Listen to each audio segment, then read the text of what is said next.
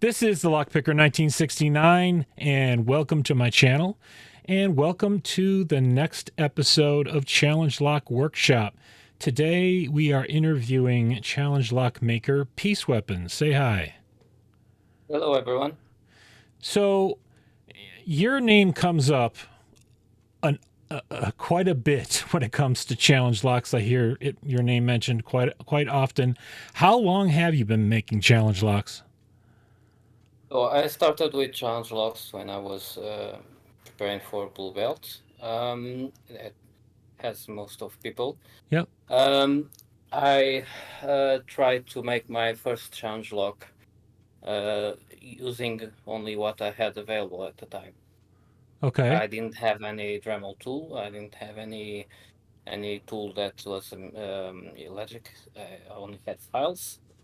But I managed to find some brass rods, so I could use that.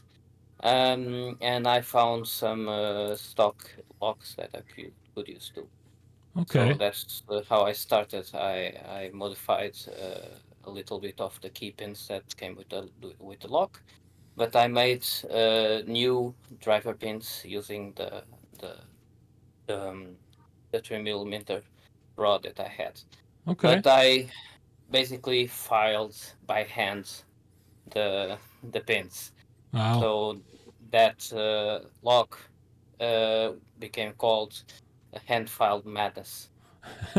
Uh, yeah, so that's how I started. Then Okay. I stopped doing challenge locks for a while. Before I became a black belt, I started to have ideas about things that would probably work in challenge locks, and I was curious to see if they would work. So I went to start again after maybe almost a year after that, and started making more challenge locks. First slowly, and then after a while, when I had my Dremel and had other materials, I started to make a bunch of them. Okay. Yeah, that's what was mostly it. Um, then So, I stopped well, after a while because I had to stop picking also because of the house we had to move. But oh, okay. while I was working challenge locks, it was about a year and a while. Okay. So, how many challenge locks would you say that you've made now in total? I have numbered them all, so I've made 17 by now. Okay. Yeah, I'm not the kind of person that does like a lot of them uh, in sequence because I don't know. I'm that kind of person that usually likes to think a lot about what I'm going to do with the challenge lock and don't like to repeat myself too much. You don't want to mass produce. Yeah, I don't mass produce. Okay. That's fair. So, of all the challenge locks you've made, which challenge lock do you feel was the most difficult lock for you to make?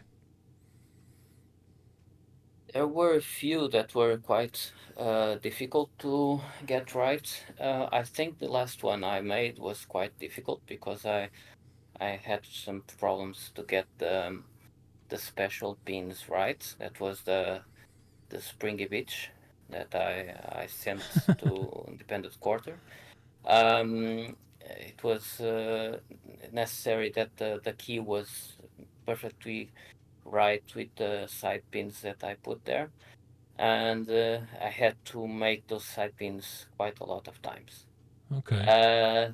But in the end, it worked well, at least until the Q killed one of them. So, uh, but it was quite hard to make it.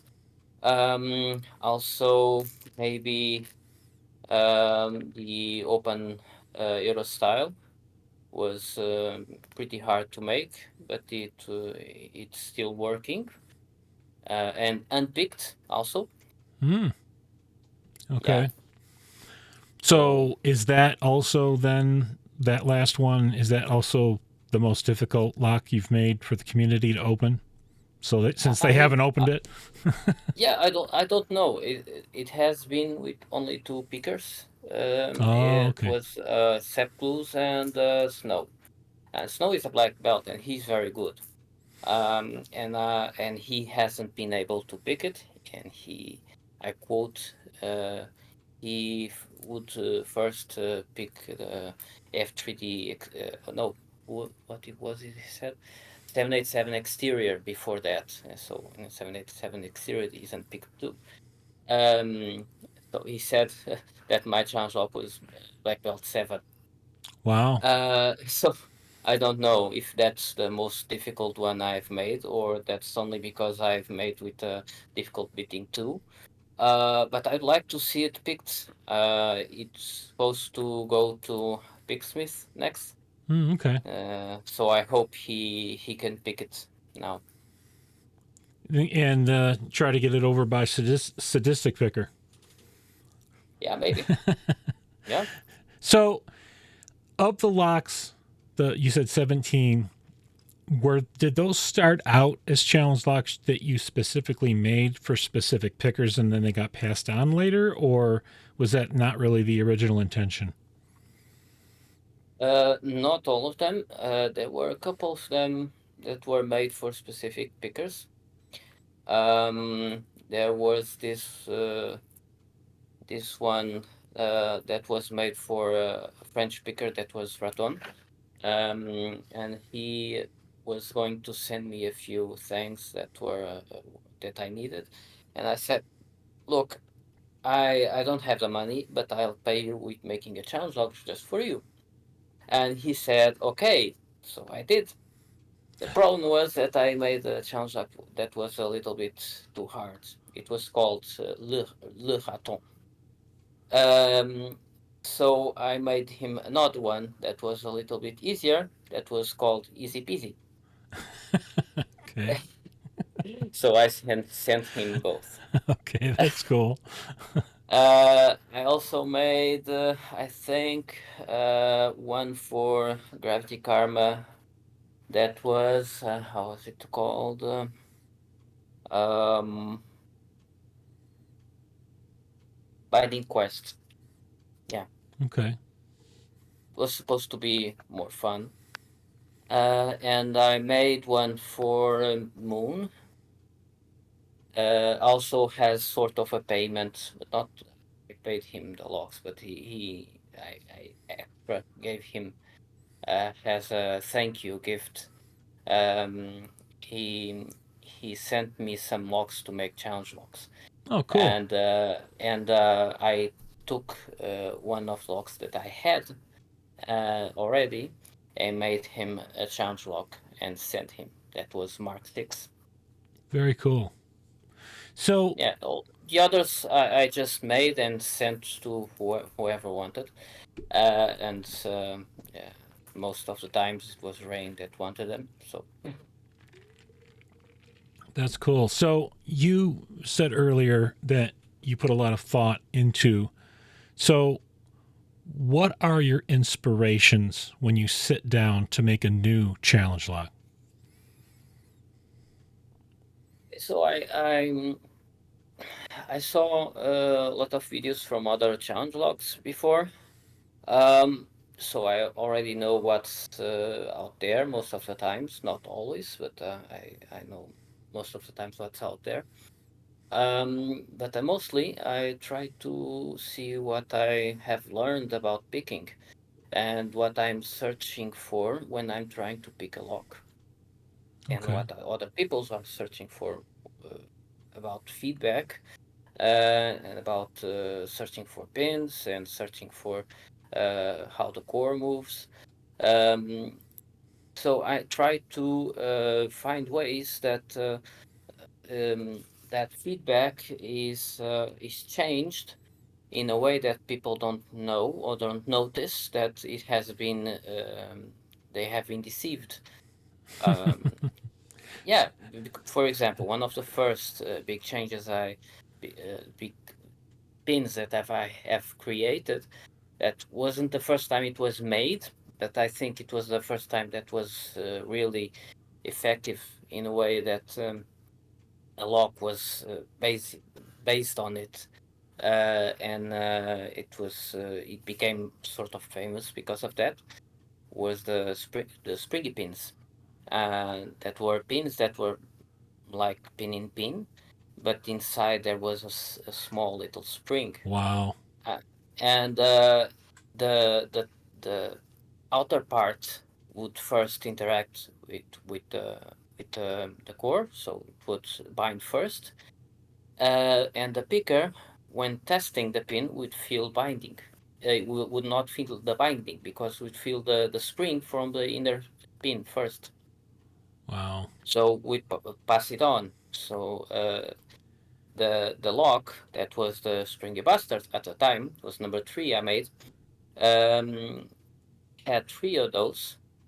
So there was a time when nothing seemed to be binding, and at the same time there were some key pins that were also pin in pin, but the inner pin was not connected to the outer pin. So if you overset, you would not notice by when you overset a pin that is a whole piece. You're an evil You man. can you can notice that the pin stays up when you're picking American style, level up.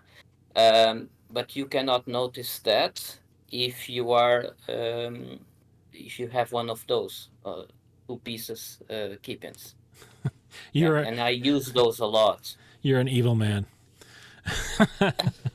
Well, I try to disguise these No, things sure. so that people have to learn a little bit Yep. more Yep. about how feedback really works and how to find other kinds of feedback in the log. And when I sent the Springy Bastard to Rain, at first he was really confused by it, and he said more than 4 hours with it. And in the end, he said he had learned a lot from that.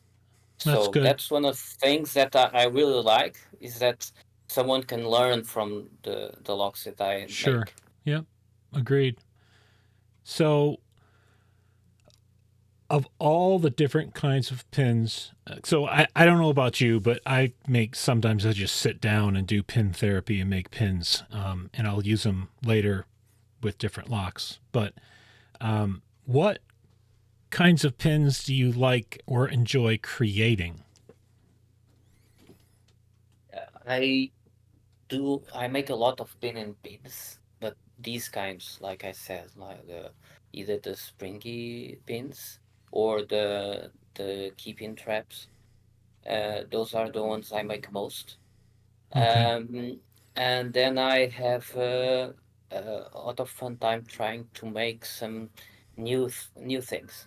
Usually, not only pins, but core modifications Mm-hmm. and other things that come to mind. Well, Uh, well, I what's try to have ideas about how to make something new, something that hasn't been made before, that mm-hmm. could mess with the feedback. Okay. So, what's your favorite mod to do then? Oh, I like to make the counter millings, but I have to make I like to make them with that thin over milling on the top, Oh, so that okay. the counter milling is much deeper. Okay. Yeah, So, so you have the pin going much deeper into the counter milling. okay. Yeah, I So love that. we've talked about what inspires you, but how do you look at approaching making a lock? So when you first sit down and starting to think about it in your mind, how do you approach that process? Um, I don't know. I first try to think what I want to accomplish with the lock. For example, Mm-hmm. the last one, what I wanted was to make dimple lock that was a good challenge lock, because usually most of the challenge locks that you see out there that are made from dimple locks are not all that hard, Hmm. with some exceptions. So most of the good challenge locks that are out there are from pin tabblers. Um, I wanted to make one that was really good. I had made one before, but it was more like a trial run. It wasn't that good. Um, and I wanted one that was really good. And as I was doing it, I was making it. I had chosen to make with an ISO R6, but I noticed that the ISO R6 that I had was not actually an ISO R6, was an ISO R6 Plus, and so had extra holes in the plug. So I started to scheme what I would do with those holes. Hmm. Okay. Uh, so most of the times when I'm working on a lock, I end up finding what I want to do with them as I'm doing, uh, as I'm making the lock. It develops. It develops. Yeah. I already knew that I wanted to put a side spool on that lock as Okay. soon as I saw the the holes on the side. Okay. The other idea that I ended up doing with the infamous Astley pin uh, only came to mind much later when I was trying to see what I would do with the other holes, and I saw that happen when I put a small pin inside one of the holes and saw the key pin overset with it, and came to light that I could use a pin to overset a, key, a side pin to overset a key pin at rest. Uh, so it would Okay. have to be you picked first to underset the top keeping, and then to pick the top keeping. That was the thought process. Sometimes it comes to mind as I'm making the lock. Okay. Other times I prepare them much more in advance, like those Spriggy bastards. I prepared schemes and designs of the various pins that I wanted in the positions that I wanted. So it has to do with the mood and what I wanted to do. Curse Pendejo was also like that. I also had designs from months ago from what I wanted to do. But for example, Open Aero style wasn't like that. I just wanted to make something that would work only in Aero style, and the idea of how to make it work came to mind while I was making it. Okay. So when you first got started in making challenge locks, you would have what I guess you could call a meager beginning tools wise. So Yeah, what what are your go-to tools for making challenge locks now? I have my Dremel now, although the, it's kind of having some issues now. It has to be cleaned because the speed limit is fixed now. It's on maximum. I have to clean it up. Has probably some metal shavings Yeah. inside. Um, and I have the use of the brass rods, obviously, Hmm. and then to shape them, I have various tools. Mostly, I use nail files and normal files. Use the normal files usually to remove the major burrs. I use some sandpaper to to sand them off a little bit to make the size perfect for the chambers. And the nail files to make the main changes to the shape of the pin. Sometimes when I want some smaller or more thin shaping, more nice shaping. I have some small hacksaws or hobby saws. Mm-hmm. I have used steak knives too before I had some hobby saws. Okay. It works. It Yeah. works. Eventually, your steak knife will lose the edge, but it works. And I have what I have more. Then I have the all the bits that I use, like the burrs, for the counter milling. The, Yep. I have the tabs for making the threads. Yep. Um, yeah, that's mostly that. I sometimes use whatever I have in hand. I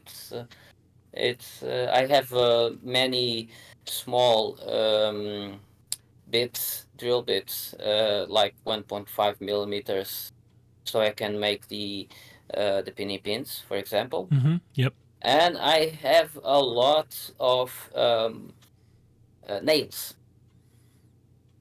Yeah, I use nails as pins.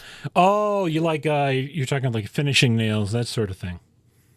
No, I have nails to use as pins. Yep. Okay. So I use them as the inner pins and something like that. Like the in the pin in pin. Sometimes I use nails because they get so thin that the brass ones won't handle it. So I have to Mm-hmm. use nails. So aside from the brass rod, I have some nails too. Okay. Well, I would imagine metal or steel nails work well Yeah, if yeah, you're going to use yeah. Steel magnets. nails. If you're going to use magnets, that would make it I, even more. yeah, I haven't used magnets much yet. I haven't gone uh, to. I haven't thought much about how to go about that. But I want to try eventually to do it. Um, just I had other ideas I wanted to do first. Sure. No, that's understandable. I did want to go back real quick though. You were talking about doing the core modifications, like doing the threading and counter milling and undercuts. So when you're using a burr and you're doing your undercuts, what does your process look like doing that? Because I've done it a number of different ways using like a Dremel workstation and then a jig, and I've also done it by hand using like the flexi shaft that you can attach to the Dremel. Have you tried either of those methods, or how do you do it? I've used various methods now. At first, I used to do the way I learned it from some videos that I had the Dremel with the bits fixed on the vise, and then I went with the core and rotated around the chamber, so it would go around the chamber and make it all around make the counter mingle all around the chamber. But Okay. there were a few times that I made them too deep Yeah. because I like them really deep. And if I made them in two chambers, one next to the other, sometimes there would be a hole. Yeah. And so I stopped doing that. Now I just rotate from one side to the other, Yeah. Yeah. but I do it by hand. I have a fixed Dremel on a vise, and I use the plug on my hands. I put it close and just rotate the plug in place to make the counter milling. I did a video on the multi-vice for the Dremel. If you haven't checked that out already, you might want to take a peek at it. But with that setup, you could get the Flexa shaft, and you literally have your hands free to just manipulate the Flexa shaft. More or less, as you put the burr into that end, and it's like a wand that you hold with just your hand. Yeah, yeah, I have that one. Yeah, Yeah, that works. Or at least it's worked well for me anyway. But yeah, yeah. I have used that way too. Yeah, Yeah. I have. I have used both ways.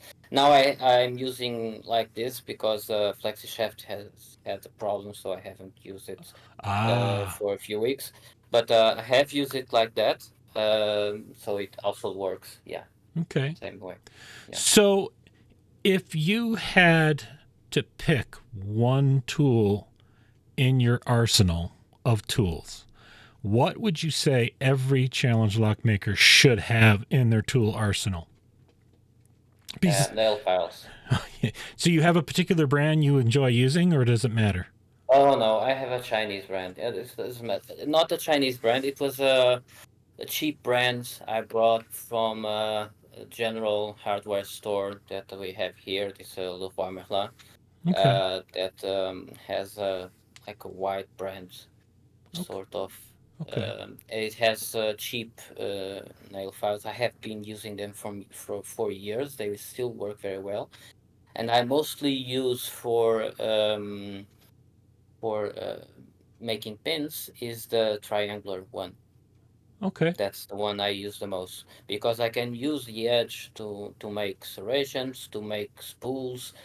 I have learned to use it very well for that matter. If I can find the other tools, or that don't feel that they will work as well, I just grab the triangular file. It will work perfectly.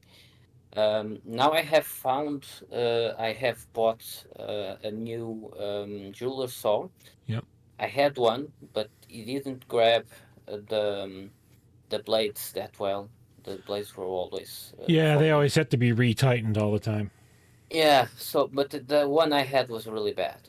Uh, so I use the blades by hand mostly. It wasn't all that good.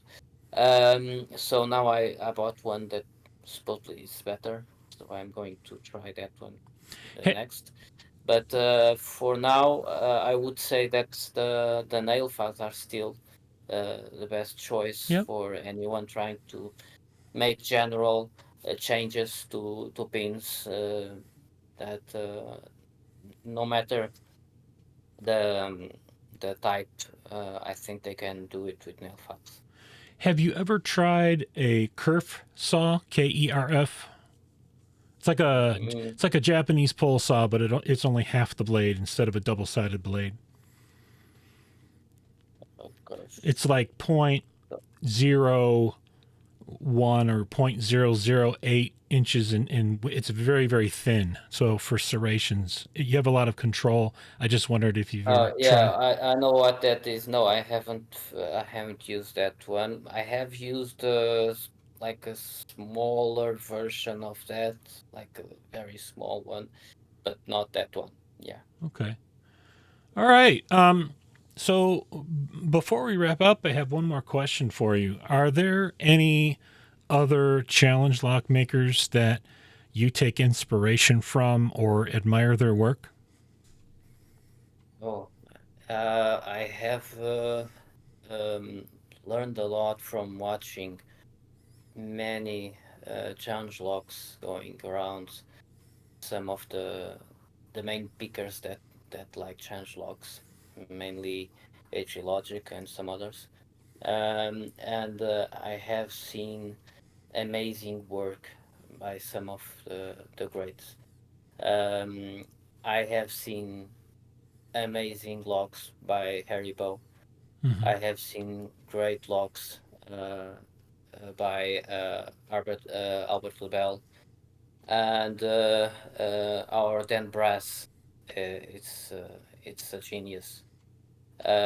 Some of them have passed my hands too, and they are great locks. Um, I know that some of them uh, might not be. Some of those might be more like people that like to make a lot of locks, but still manage to innovate uh, many in many of those locks. They don't seem to make many locks that are much alike each other. and that seemed very impressive.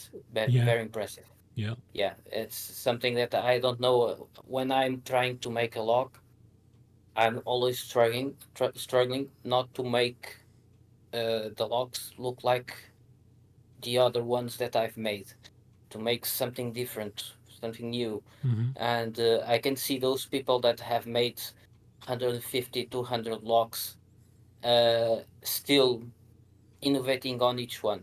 It's incredible. Yeah, definitely.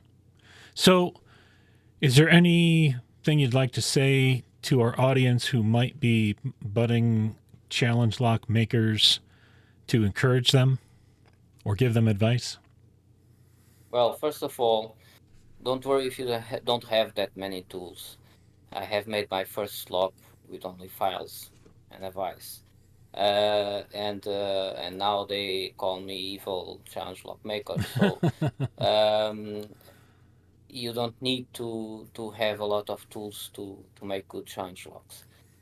Just have to have good imagination and always pick around other locks, other challenge locks, so that you can feel uh, feedback and see what you're looking for, and try to see what you can do to make it more deceitful to the feedback that you should be looking for, so that the picker doesn't really understand what's searching for next. So it has to be much more careful uh, Agreed. for the next pin, for the next time that he goes looking for another binding pin. So that's the work of the challenge lock maker, is to try to find ways um, to make it more difficult to find the next pin. Now you have to choose, either you want to make it harder and more difficult, like I usually do, because I'm the kind of challenge lock maker that I want to make it much harder, much more difficult, much more interesting in terms of lock making, in terms of mechanisms, in terms of doing innovative things. But there are many people that just want to make it fun, Mm-hmm. and you can just make it fun, Yep. and you can make it fun, making it hard, or you can just make it fun and accessible. So Make you don't really need to yeah go after making really hard locks. yeah Okay, make just that's my thing, no and I want to make them really interesting and sure. hard if possible. But I also like if people enjoy it, of Mm-hmm. course. Uh, but you don't need to want it to be really really hard. Okay, so have fun also making them. That's the main thing. Yeah, make That's yeah, I was going to say make what you want and have fun doing it. yeah. Have fun, and hopefully other people will have fun also. Yep. I want to thank you for doing this interview. I've been looking forward to it. So uh, thank you for taking the time to do this. I appreciate it. So thank you. Okay, well, I guess with that, we'll wrap this one up. If you are a subscriber, thank you. If you are not yet a subscriber, please hit that subscribe button, turn on notifications and all, and hit like on the video. And thanks for listening.